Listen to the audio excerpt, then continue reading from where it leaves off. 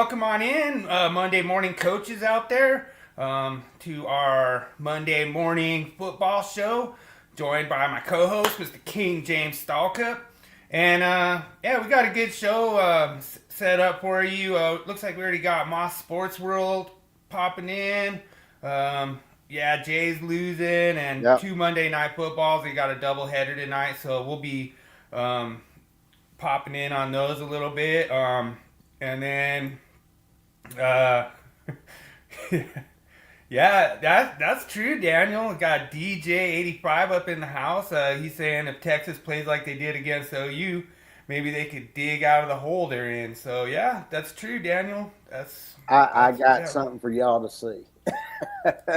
So I think everybody like some of the stuff I'm going to show. I was going to tell everybody also the Falcons are up 14-7 on Buffalo Oh, wow. in the second quarter. So Okay. they I just haven't started the second quarter. I haven't looked at my fantasy to see if James Cook is digging me out of my hole I'm in Dynasty. But I need to have Jaden Daniels and Zach Ertz have like a pretty monster day. Like I'm behind by 32, and he has the Commanders kicker. Mm. So I'm hoping that he doesn't score too many field goals, and need those guys to go out. Here we go. Daniel's already talking crap, saying let's put some I respect on the Carolina Panthers. I think there's word going around. I'm curious if they're going to fire Eberflus, the defensive coordinator. That Dallas defense is, man, they are bad. I mean, that's the worst defense in the NFL. I think it's like they're not even playing defense. Right. It's like they're playing against a JV team out there. I was Oh listening yeah. to one of the other podcasts. They said, "All you quarterbacks, if you want to improve your rating, just play the Dallas Cowboys defense." Yeah. That's like, I mean, they're making quarterbacks are looking like they're all world because I mean that defense. I don't know what the hell. I mean, they got all kinds of talent. It's just bad coaching, Right. and so I think they're going to end up getting rid of them. But uh, uh, I'll say this: we're going to the game of the week. There's somebody put some respect on. And that's freaking the Indiana Hoosiers, baby. Yeah. They took down Georgia, wasn't it? Hmm They handled Georgia with no problem.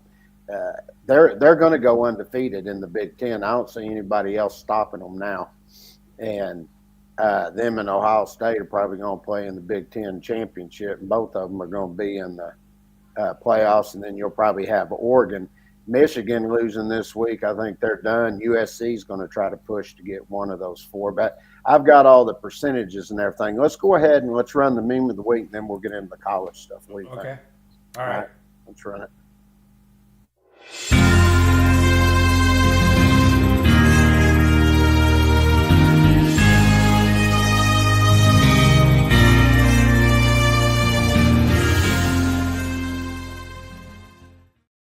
Yeah, it's so funny. Like in fantasy, it gives you like a major heart attack when you were projected to win, and then all of a sudden you're like, because what happens is like the day, like say like the Sunday morning, Mm-hmm. they'll get like if somebody gets hurt or somebody was on the injury report was questionable, they'll all of a sudden their projection will turn to zero.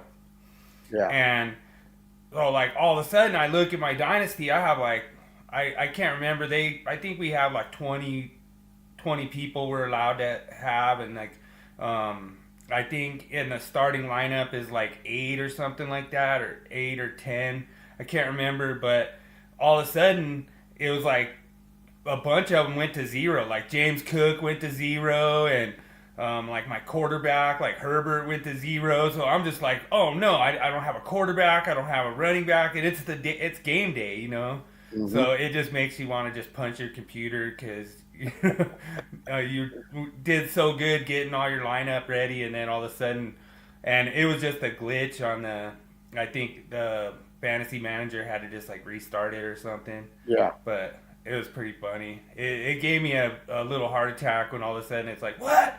James Cook's out? Oh, like my number one running back, it was crazy.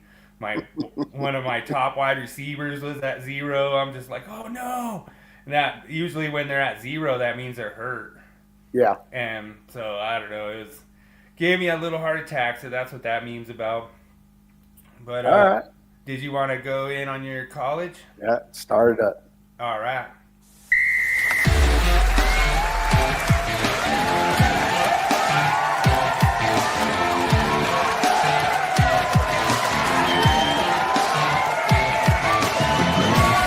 It's time for King James's college breakdown and rankings. Well, as everybody knows, I love me some college football. Yeah. So I'm always keeping up with everything, and we're going to do some stuff after college football season's over. We're going to go in. I'm going to look at the draft classes and stuff. I keep up with all of that stuff.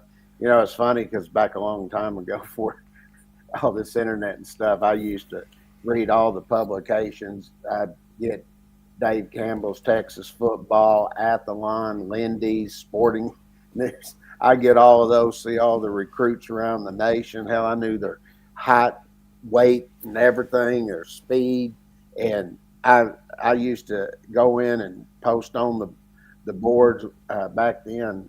What was it called? It wasn't Orange Bloods. It was called something else at the time. But used to go over there and I'd post stuff on there. And, you know, I keep everybody up what I was reading and stuff. And they're like, where are you getting this information?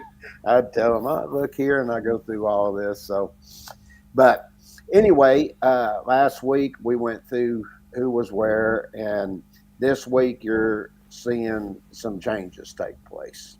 And one of the things before I get there, I want to show something, and then we'll come right back to it.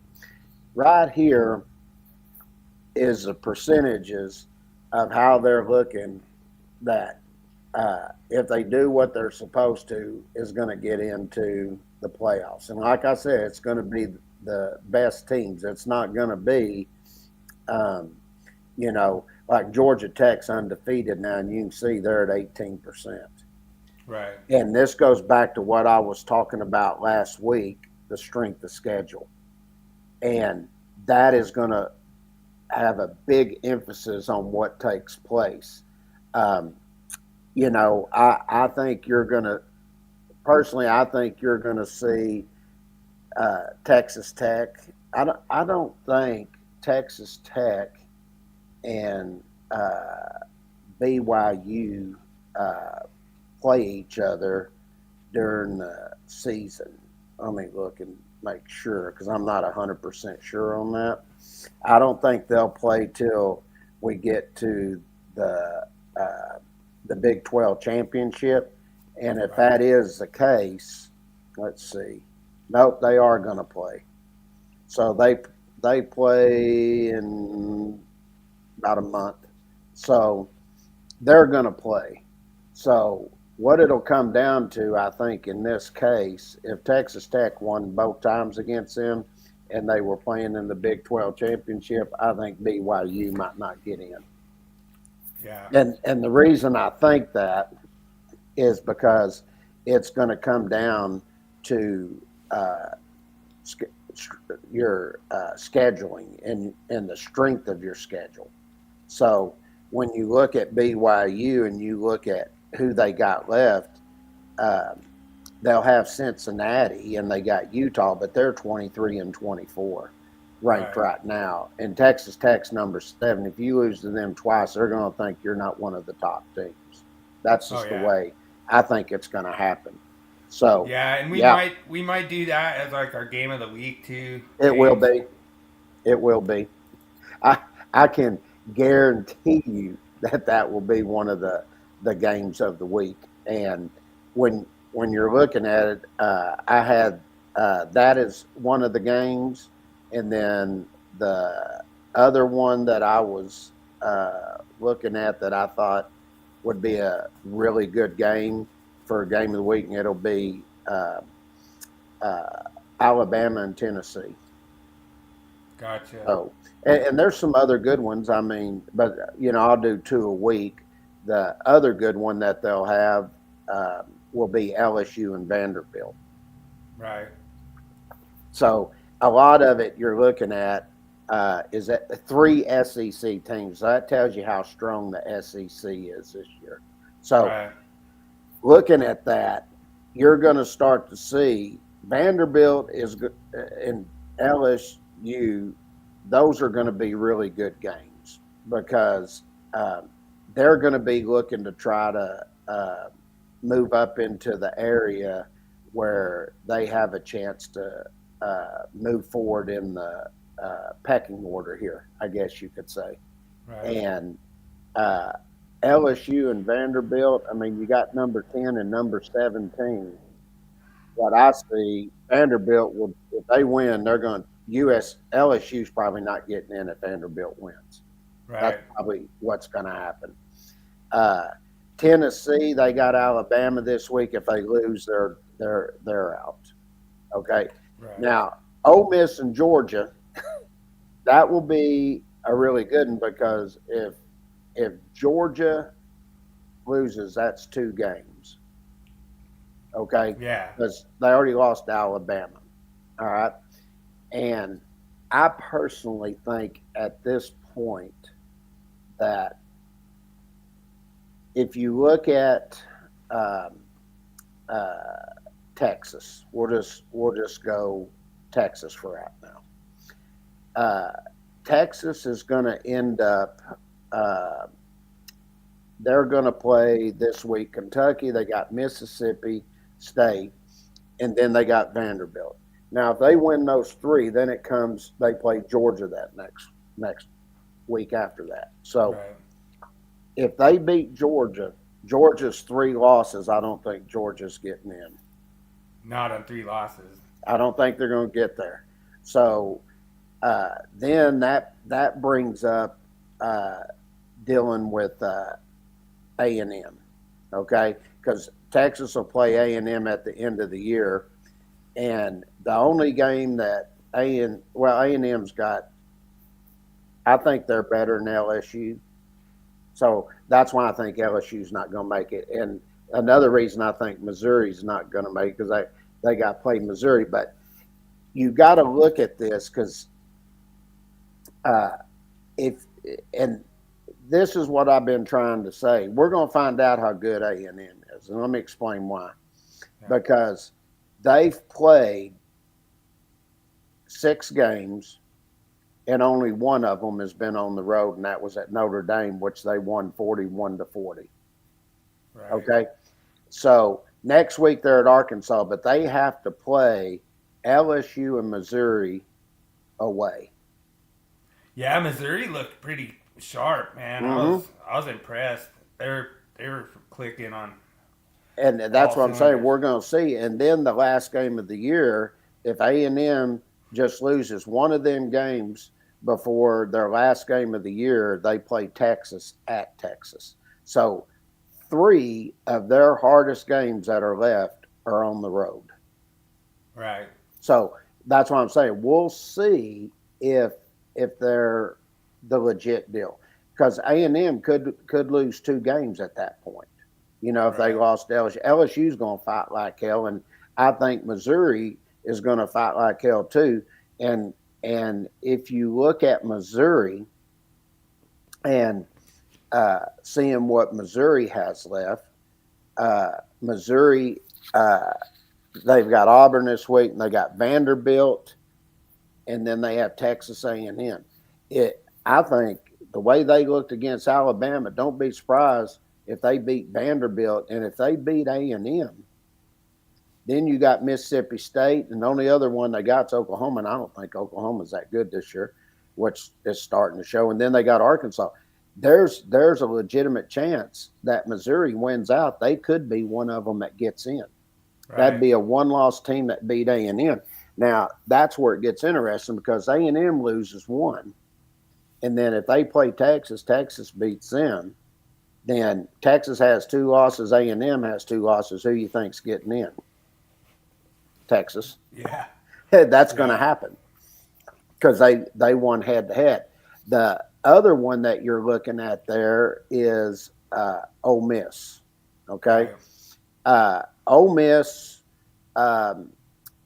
They had a really tough time this week against Washington State, but when I look at Ole Miss, they got one hard game left, in my opinion, and that's this week against Georgia. After that, they got Oklahoma, South Carolina, the Citadel, Florida, Mississippi State. I think they win all of those. Right. So that means Ole Miss more than likely is going to have one loss. I would lock them up. And then the other one, the team I think is playing really good right now also, other than Indiana, I think Alabama's been playing pretty good. Yeah. And Miami. yeah, I'm going to get to them. I'm just in this one now. And when you look at it, Alabama has Tennessee this week, and they've got a game against LSU. That's why it's going to be hard for LSU to make it. LSU's going to have to win out. But Right. I think Alabama, if they keep playing the way they are, I think Alabama's getting in. So this is where it gets interesting because I think when you look at this and then you look at like Indiana, let's say, what does Indiana have left? They got Michigan State and UCLA, Maryland, Penn State, Wisconsin, and Purdue. Penn State, hell, they just fired their coach. They're looking terrible. Yeah. UCLA's actually playing pretty good. I'm looking forward to seeing that game. But I think at the most, they're either going to win out or probably have one loss, in my opinion. So looking at that, I think you're going to see Indiana get in. And then I think Ohio State's going to win out too. So I think you have, looking out there, you've got Ohio State, Indiana, Alabama, and then you look at Miami. And Miami, they really don't have anybody hard to play. I mean, they got Louisville, Stanford, SMU, Syracuse, North Carolina State, Virginia Tech, and Pitt. I think they're going to win all of those. Right. So I think they're probably going to go undefeated. So I think there's 4 right there that I'm looking at. I think Ole Miss is going to get in. I think that's 5. And then I think Texas Tech's going to be from the Big 12. So that's 6 right there. Now, the other one that you would probably look at, I guess, would be Oregon. And I think Oregon wins out. They got the only hard one they got USC left. I think they're going to beat USC. So what did they drop to in the rankings? Oregon. Yeah. When you look at the AP, Oregon's at number 8, and then when you look in the coaches poll, they're number 9. Okay. So you do have all these. That's how they're ranked. Yeah, I got them. I'll go back to that in a minute. So I'm sort of looking at that. I'm like 1, 2, 3, 4, 5, 6, 7. There's 7 spots right there that I'm looking at, and then this will be interesting because when you look at Memphis, they're 22 in the coaches poll, and then in the AP poll and the coaches poll, they're number 20. Okay. So the only hard one they got left is South Florida. So I think you're going to see Memphis probably get in. I think they're going to put Memphis in. That's why they got them at a 42. So I was like, if they lose one game, they ain't getting in. But if they go out, they're probably going to jack them up to make sure they get in. So that'll give you 1, 2, 3, 4, 5, 6, 7. There's 8 spots right there. Now, yeah, and just like you said too, like Notre Dame doesn't have a real tough strength of schedule. And you can see, looking at they're at 24%. Right. And that's where it's all going to take place. So you're looking at 1, 2, 3, 4, 5, 6, 7, 8. So there'll be four. There, A&M, I think they're probably going to be number 9. So that leaves 3 spots. So how many get in? 12. 12. So looking at who's got to play, there's a lot of teams that are going to be playing each other right there.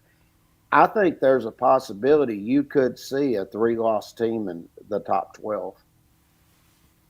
Yeah. Well, like there was so many upsets this weekend.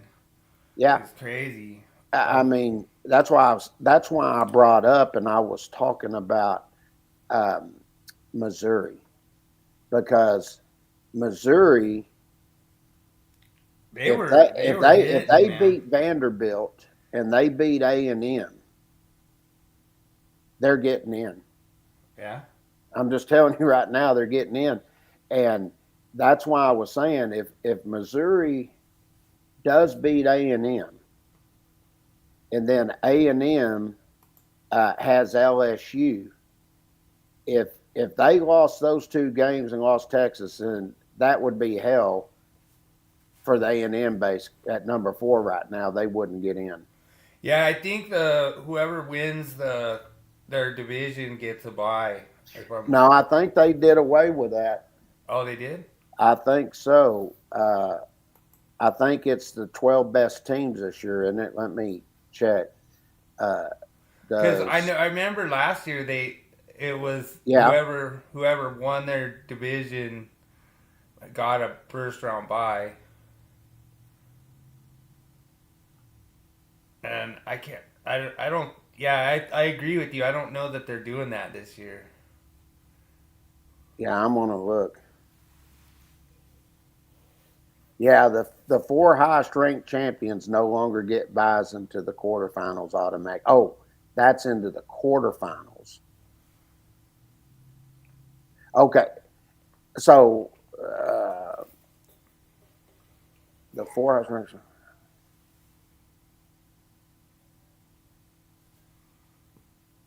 That okay, maybe what they're doing. I'm gonna have to do some searching on that. But remember last year, I think they still take 4 from each division. So you'd have Ohio State, say Alabama, you would have Miami and Texas Tech. But if they're not the 4 highest ranked, they will not get the 4 first buys. Right. Does that make sense? Yep. Okay. So, and we've already counted those. So, and the other one that would get in at large here is looking like Memphis. Yeah. That's why they're at 42. So, that's why I'm saying there's a lot of football still left to be played. And I think I'll give you an example of something that I'm looking at. I was listening to Josh Pate. I like listening to him. And he was talking about, and he said, he said, the team I wouldn't sleep on, he said, is Texas. He goes, that defense, he goes, if they come to play every week, he said, they can beat anybody. Yeah. And he said, if they went out, he said, they're going to be one of the top teams. So that's interesting because the way I look at it right now is I think you could have 4 top teams, and I could see them just like this: Ohio State, Alabama, Miami, and people won't want to hear this, Indiana. Yeah. I think you could see them 4, and Texas Tech wouldn't be one of the top teams, Yeah. even though they went undefeated, and Memphis wouldn't be one of the top teams because they went undefeated. And that's where it gets interesting because those 4 teams get to rest, and then you're looking. Just give you an idea. Just say uh, Texas Tech, Memphis, Ole Miss, and Oregon make it. Okay, so just say those are your next 4 top teams. That's 8. That means there's going to be a possibility sitting there that you're going to be picking up because I think if BYU loses twice Texas Tech, they're not getting in. So I think you'd be looking there. There could be a possibility scenario where there's an A&M, Georgia, Texas, Missouri, and What possibly Notre Dame. what percentage is Texas? I can't really see that. 34. Okay, it's not And bad. uh, Notre Dame's 24. But if you look ahead of that, uh, I think Texas Tech and Oregon, they're 64 and 71%, and Ole Miss is 60%. And that's why I was saying look at the schedule. And Memphis is at a 42%. So if they lose one game, they're not getting in at large. Yeah, They're just not going to do it. So then that gets into leaving uh, more than likely, depending on what LSU does too. I mean, in Tennessee, I mean, there's so many games left to play, but I think Missouri's going to move up. And the only thing that's going to hurt Notre Dame, there's only one game left on Notre Dame's schedule where they have a chance to move up, and that's Southern Cal. right. If they beat Southern Cal, there's a very good possibility Notre Dame can make it.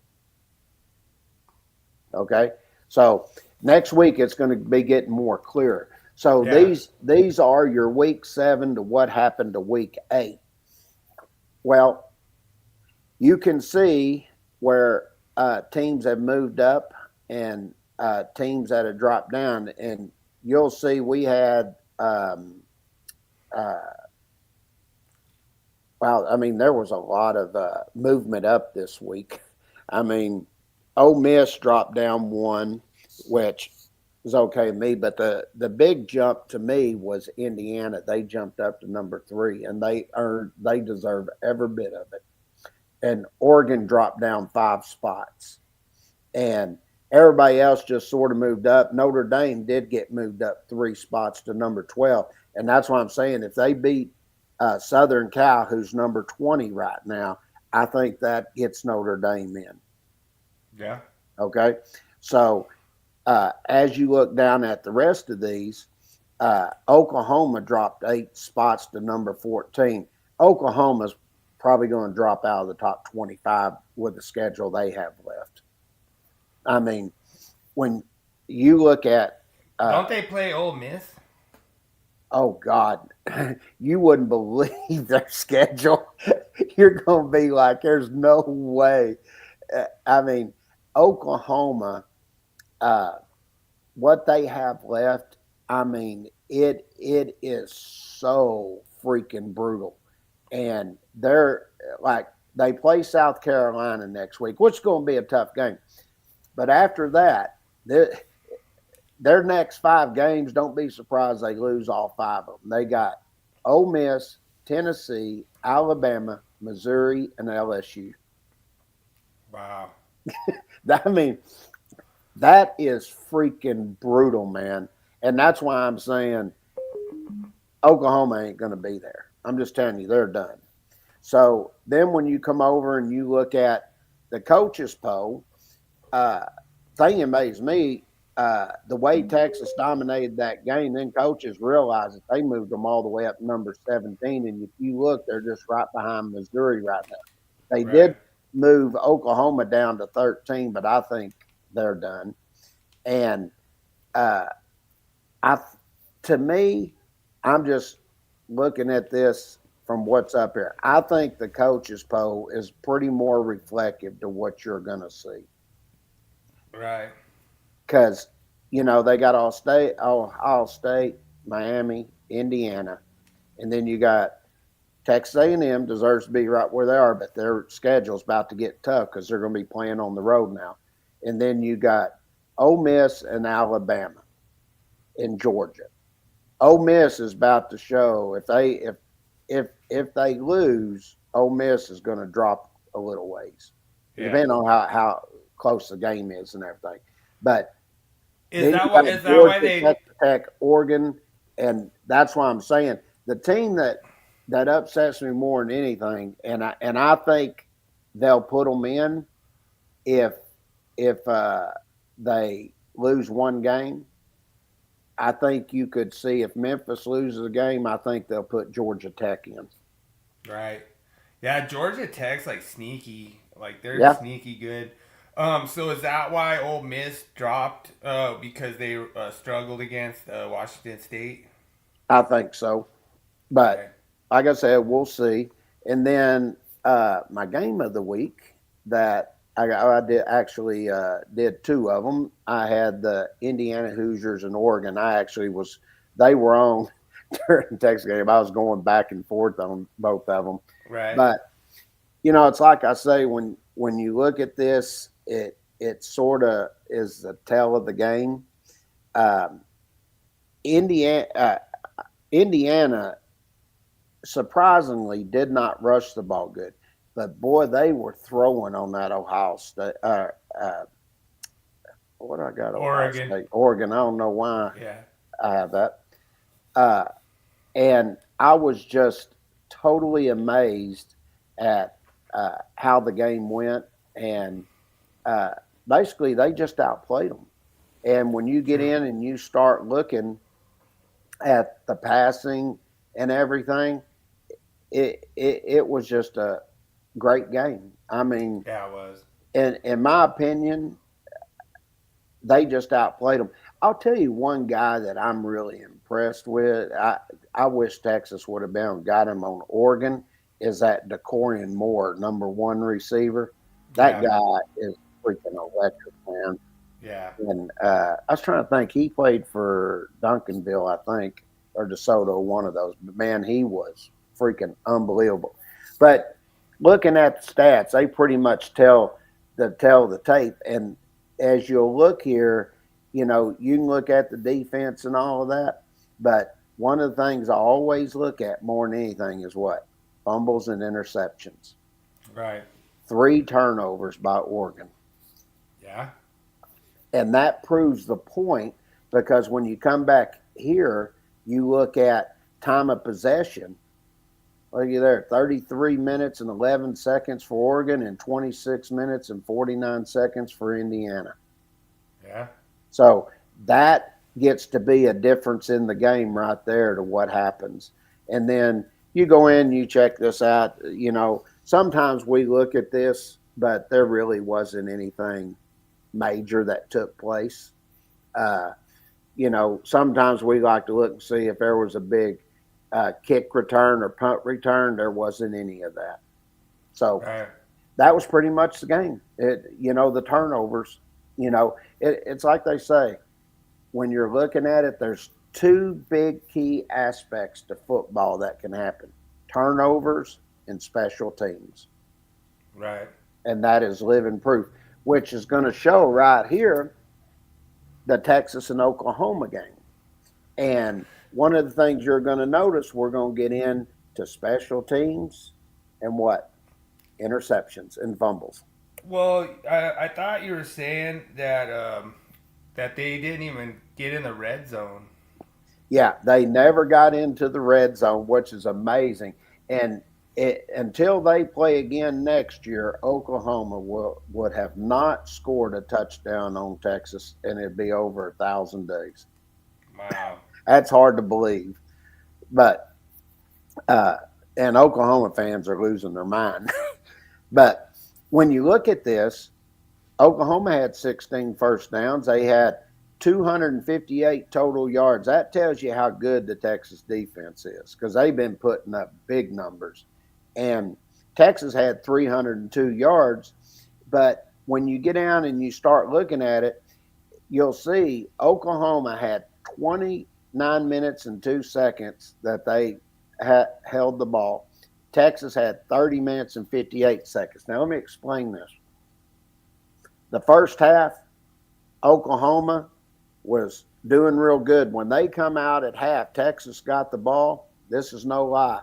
Texas drove it down for like 7 minutes or something like that, 8 minutes. And then Oklahoma went 3 and out, and Texas drove it all the way down. And basically, they used up like 13 minutes and something seconds. And Wow. Oklahoma had a total of 5 yards in the third quarter. Think That's about crazy. that. That's unfreaking believable.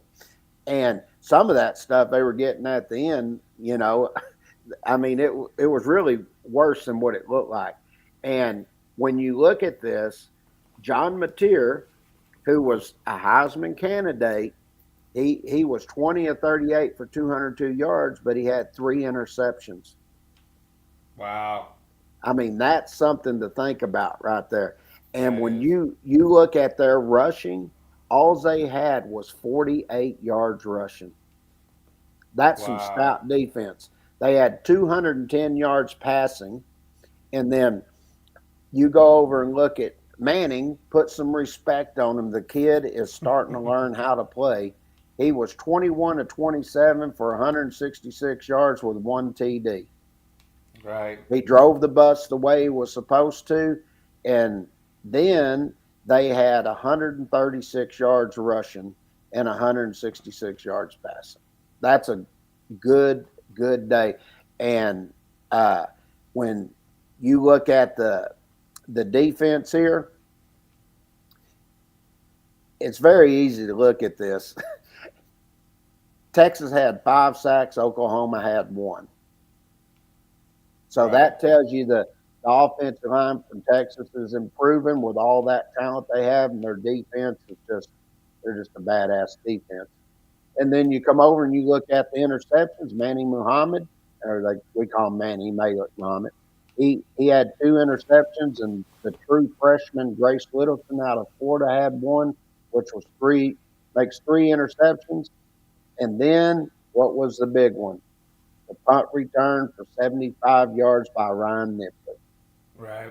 And that pretty much did it at that point.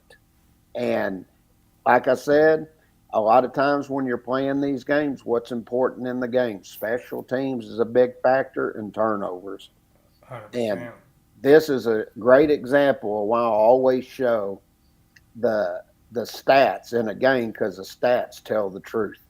And Yeah. that just tells you right there that defense played the way they were supposed to, and they put a Heisman candidate and just shut him down. He did Yeah. nothing. So Yeah. that, my folks, is my college wrap up for the week. Nice. Love it.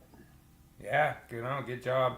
So the famous clip is Rob Gronkowski this week talking about Emeka Egbugba, but I think he just like, I don't know, he butchered it, but Emeka Egbegbo going for overall.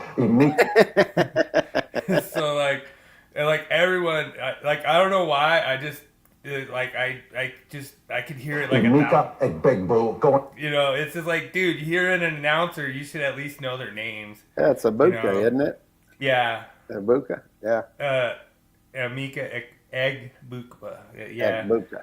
Yeah, but he said Big Boo, but that's pretty funny. So then here's our clip on 3rd and short. First down, DeMarcado off to the races. 20-10 touchdown.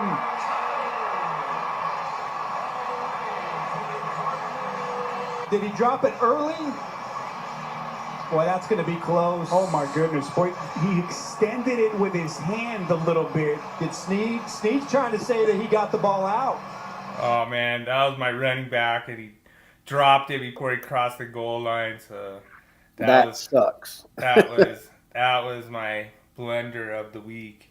But we did have Russell Wilson come by and give us Broncos country, let's ride. Broncos country, let's ride. So appreciate it. Thanks a lot, Russell, for stopping by the studio, and yeah, Nothing wrong with that. Yeah, and DJ sent me the meme. It's like, dude, you had one job, just hold on to the football till you get in the end zone, and like, I mean, he would have had an awesome fantasy day if he would have scored that touchdown. But man, Yep. I ended up dropping him. I was like, yeah, I got better people I can go get. So I didn't even care. Like, I was so mad about fantasy after that because I was just like, oh man. Because Carter ended up having a really good day, and it was like originally they said DeMarcado was gonna be the guy, then all of a sudden they brought Carter in off the practice squad. Carter's just a little bit more like between the tackles kind of runner, so Even though I got DeMarcado off waivers, I should have probably got Carter, but it was one of those things. And yeah, dude, that was crazy. I couldn't believe that. So we had 9 sacks. So I can't remember exactly, but every time you get the sack, they take away from your pass yards.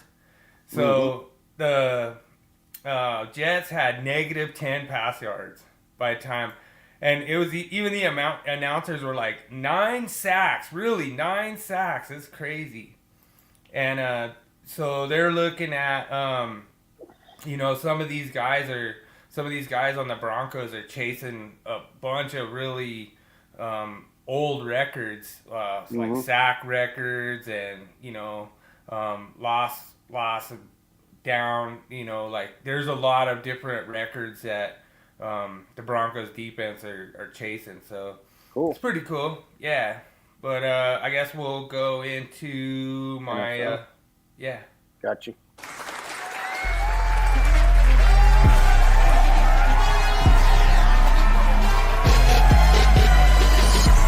Now it's time for Willie's NFL Breakdown, Power Rankings, and Fantasy.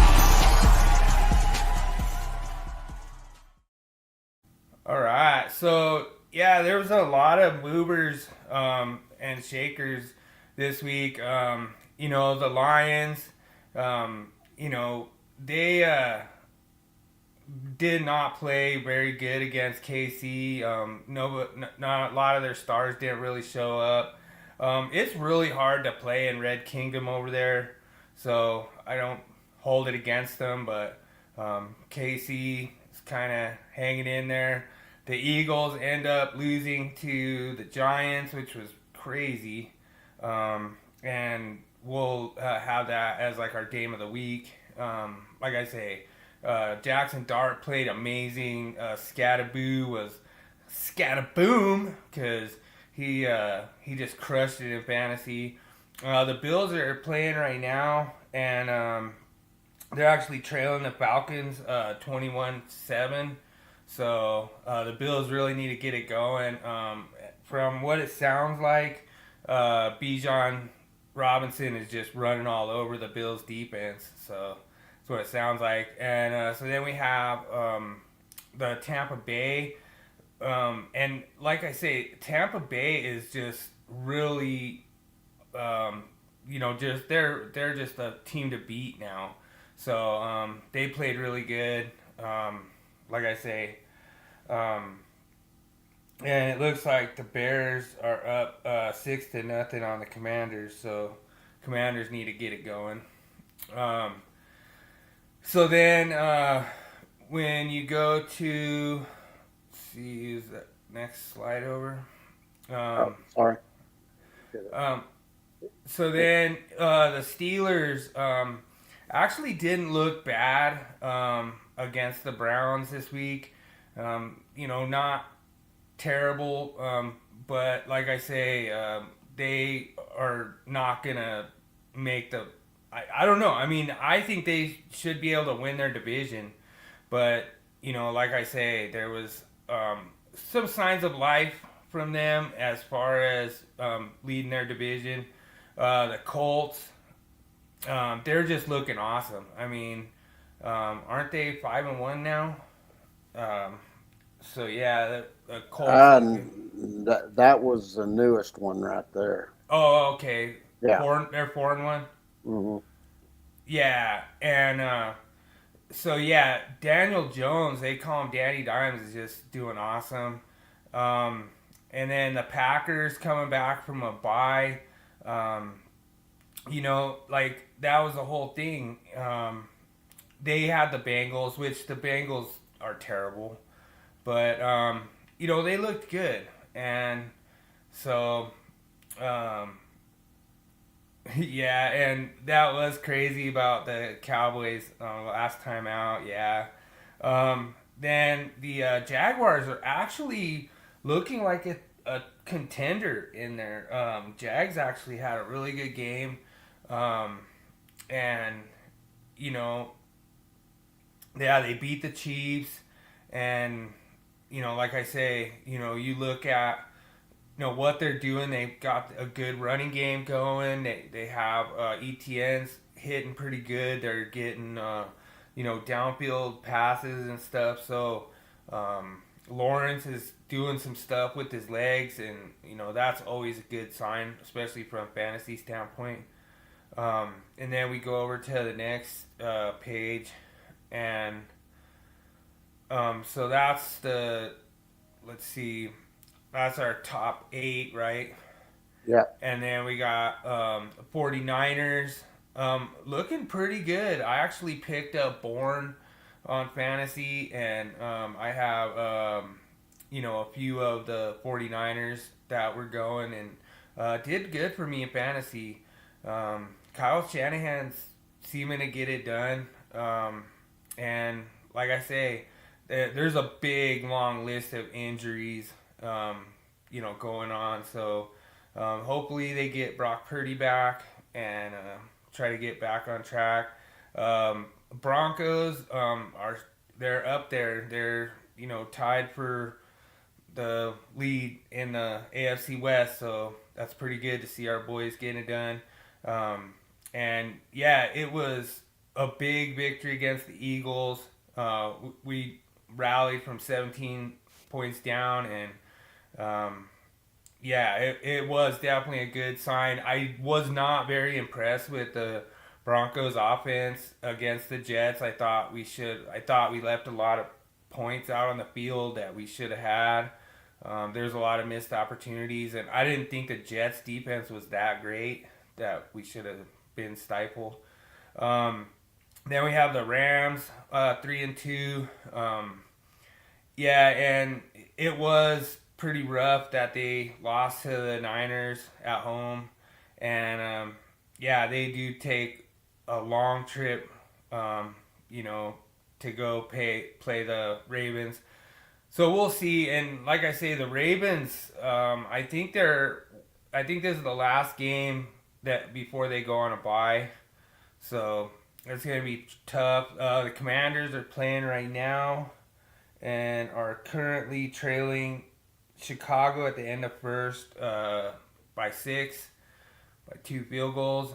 And yeah, they came from behind to beat the Chargers, and Jaden Daniels, he's just looking awesome. I mean, like when he gets rolling, Jaden Daniels is like,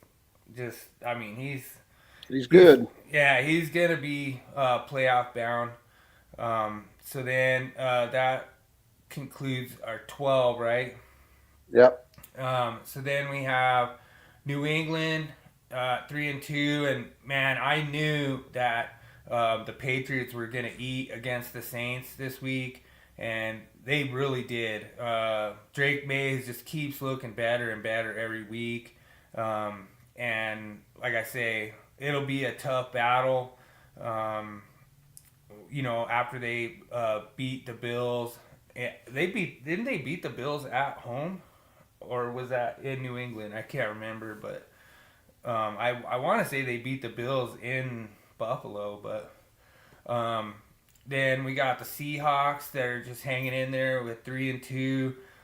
Sam Darnold has been pretty impressive, and like he just keeps bombing the football, and a lot of their wide receivers are eating well. Cooper Kupp and company are up in there. Jackson Smith the Jigba had an awesome day. He had, I want to say he had over 100, at least a touchdown, one touchdown, like over 100 yards, I think, receiving. The Chargers, 3-2. They're tied with the Broncos, and I think they actually have the first place because they have the tiebreaker since they beat us. And then they've lost 2 straight. And they did have kind of like a Super Bowl look, and then all of a sudden they just like dropped the last 2. So, they're hurting in a big way, but they still have a lot of weapons, and Herbert is, he's no slouch when it comes to picking it up. The Chiefs, 2-3. And yeah, the Chiefs don't have a good running game at all. And, losing to the Jags, and then they beat the Lions. And it was pretty much a must-win game. They were in KC in the Red Kingdom. So, like I say, they showed up and they beat the Lions. And like I say, I don't think the Lions play very good on the road, and I don't think they play very good outside the dome. Minnesota Vikings are 3-2, and they're Well, these are from what you sent me last week before the games. Gotcha. Okay, yeah, and because that was Minnesota played Monday night, wasn't it? Or Yeah, I think so. yeah, so I wouldn't have had that. But like I say, you got the. I like how you wrote this up, and like I say, the Texans, they just crushed the Ravens. I mean, it was crazy, like watching all the people like leave the game on that one. Like there was like no Ravens fans in there, but I like how you wrote this up on Dak Prescott for MVP. You know, Yeah. yeah, he's really playing. And like I say, it was unfortunate what happened to them. It was like yeah, I think that they played a really good game against Carolina, and then Falcons are playing right now, so we don't really know. Currently, Falcons are up 21-7 on the Bills, so they're looking pretty good. That's at halftime. So I think that's pretty much all of them, right? That's it. That's Yeah. all of them. Yeah, so them. I'll do another write up, and I'll send it out on Wednesday so I get more of the current update. These And, are all the updated records right here. yeah, and like I say, you can really see that the AFC West is pretty tight. Like the NFC West, you got like all the top three teams tied there. So, we're going to have some big shootouts going when you look at it. Lions losing. The Bucks sitting there at 5-1 are just in command of the NFC South. Colts are just dominating in the AFC South. And then the Eagles are having a rough go at it. If Commanders win tonight, which I hope they would against the Bears, but that division's gonna be tight, and so it kind of brings the Cowboys into the mix there. If the Commanders either win or lose tonight, either way, the Cowboys are in the hunt in that division. So Yeah. There's a lot of football left to be played. Anybody could be anywhere in 5 weeks.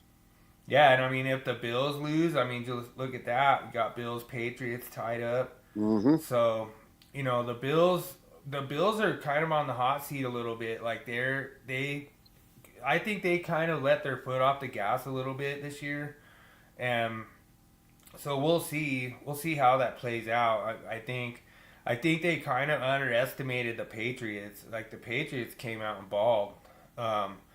James Cook didn't almost do nothing in that game, so I'm hoping that he has a little bit bigger of a game for me on fantasy, but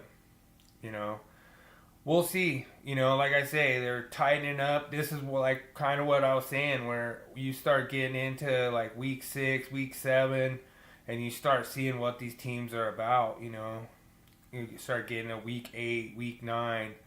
And then obviously our fantasy playoffs start week 15, so that will be when all the buys are done. So, Yep.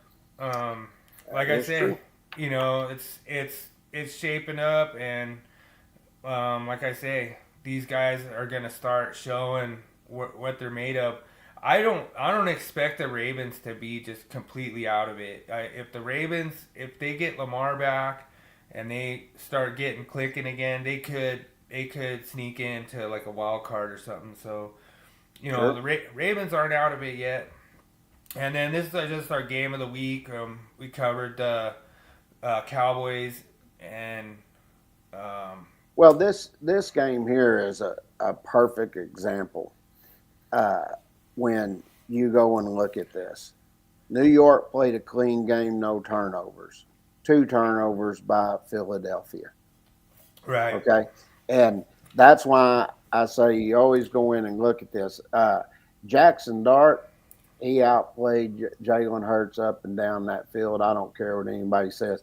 Jalen Hurts may have been 24-33 for 283 yards, but he had an interception. And if you look at Dart, he was 17 or 25 for 195, but he didn't make mistakes, and he was scrambling out there. And I'll tell you, you better put some respect on that name, Cam Scatterboo.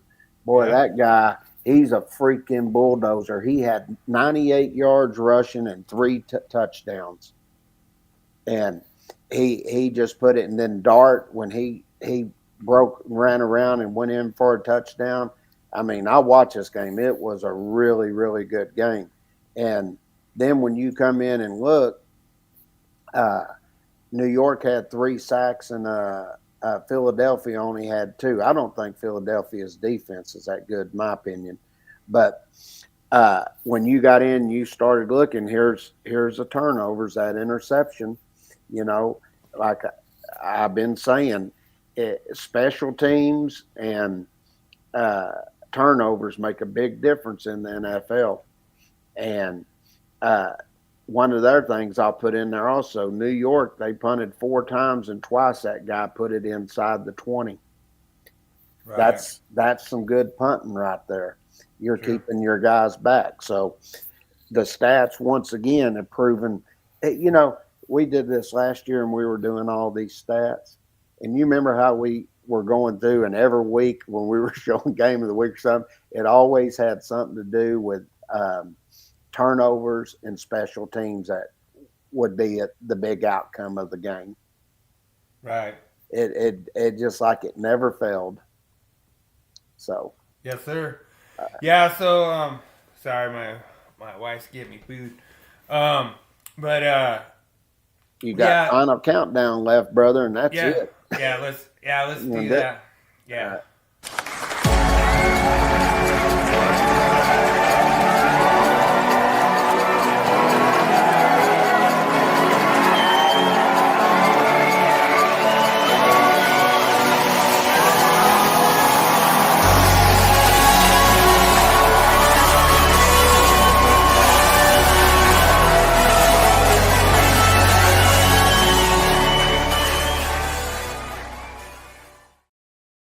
So It's the final countdown. yeah, so technically, what I do a lot of times when I check out these, I'll actually, as far as like the final countdown, you can really tell what's going to happen with the last 5 minutes of a game. Like the last 5 minutes to go in the fourth quarter, and yeah, so it's pretty funny here. Rico Daddles talking a little trash, and he went over 200 yards for scrimmage in the second. He backed it up. He backed it up.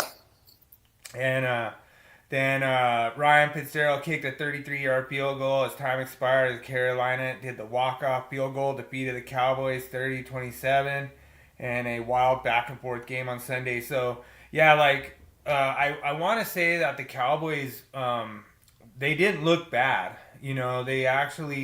They look decent, but just like you said, man, their defense is horrible. And Let me say this also about the Cowboys. And they played that game, and a lot of people don't realize this. They had all subs pretty much across that offensive line. That all their starters are hurt, and then plus you don't have CD out there. yeah, Now, true. that I think offense, he's supposed to be back. I think he'll be back this week. Yeah. That offense is potent, especially when they get their all their guys back on the offensive line. They're going to be, I mean, they're going to be something else. But Yeah, Javante is like the real deal, man. I'm like I'm kicking myself that I did not get him as my RB2 in fantasy. Like, well, I was listening to a guy talk the other day. He said Dallas needs to take and get another defensive coordinator. They just need to fire him right now and get another one. And he said if they can take and get the defense to play half better than what they're doing right now, you don't want to play Dallas. yeah. He said just because of that offense. And he said they've got one hell of an offense. He said, and they're doing this with all these hurt linemen and also not having CD out there. He said when they get all them back, he said, boy, that is going to be a really, really tough offense to deal with. And Dallas is going to be tough to deal with. But my whole point is that defensive coordinator, I think, wasn't he at Chicago before? Uh, I think he was at Chicago, yeah. and Um, they didn't like him there. I think I just think Schottenheimer, the coach, I think he just needs to just go in and tell him, look, you ain't getting the job done. This is the worst defense in the NFL. It looks like a freaking high school team out there, and you're fired. And then I'd go find some. Hell, I just move somebody, in that spot, see what they can do, or go get you a top flight defensive guy and start getting that defense on lockdown. And yeah. because they got talent, there's talent on the field, and you're about to get back to Marvin Overshown, the linebacker, which will be a big one. And I think there's another guy that's supposed to come back. They got like 3 or 4 guys that are supposed to be coming back. And if they can get that defense playing good with that offense, I wouldn't count them out yet. They're still in the hunt, and Yeah, like I say, with the Eagles losing, that just like closes that gap. For the Cowboys. The Cowboys aren't out of it by any means. I think they're only a game back. yeah. They've got. I think don't they play the Commanders this week? Yeah, so they're getting in to the heart of their schedule where they're going to start picking up some of the teams in their division. But they got the Commanders and then they got the Broncos. So then they got Cardinals, Raiders, and Eagles. And the way they played the Eagles at Eagles, their place, I think they can beat the Eagles too. So, Yeah. once, I'm not sure how they'll do against Denver. I think Denver's got a really good defense, but they'll be pushed to the limit against that offense once CD and them linemen are back. So the biggest thing that I notice that what the Broncos, if they contain the quarterback, like they contain Hurts, like they can win. They give themselves that chance to win. I am worried a little bit about like our offense because if we doesn't matter how much we stop them if we can't put points on the board. So Yeah. that's really the only thing that I can tell you is kind of our weakness. I thought we should have put up more points on the Jets. I just thought there's no reason that we shouldn't have been able to at least get our running game going a little better. I didn't think the Jets defense was that great, but they Well, were y'all able only to won stop us. 13-11. I mean, the Yeah, Jets are not that good. yeah, That's why I'm saying, the defense played good, but I think when you're playing a high-powered offense like Dallas, the thing you're going to be worrying about more than anything at that point is putting points on the board. And if you're not putting points on the board against Dallas, you're going to lose because they're going to yeah, put close. I think Dallas going to, put 30 points pretty much almost every game, if not more. yeah.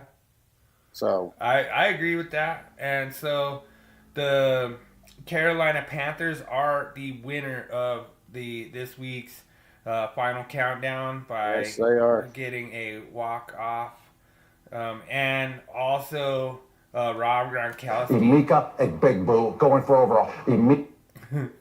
I don't know. I just thought it was so funny, man. Mika Egbegboo. It's so funny. He looked like he was out of it trying to explain that one. Yeah. To get his name right. What are we at? Yeah. That's pretty good. So, yeah, no, it was awesome. Thanks everyone for joining. Broncos country, let's ride. Broncos country, let's ride. You know, like the reason I love that clip is because it doesn't get any more cheesy than Russell Wilson. So That's right. the thing that's funny is that's the take two. The first one, and when they was doing it, he was saying, "Let's ride," and they're like, "Can you say Broncos country? Because we don't even know what we're riding." So it's pretty funny, but that's why I like that clip. All right. Let's wrap it Yeah. and go watch some football, brother. Yes, sir. Go Commanders, go JD, go Zach Ertz, and don't kick any field goals.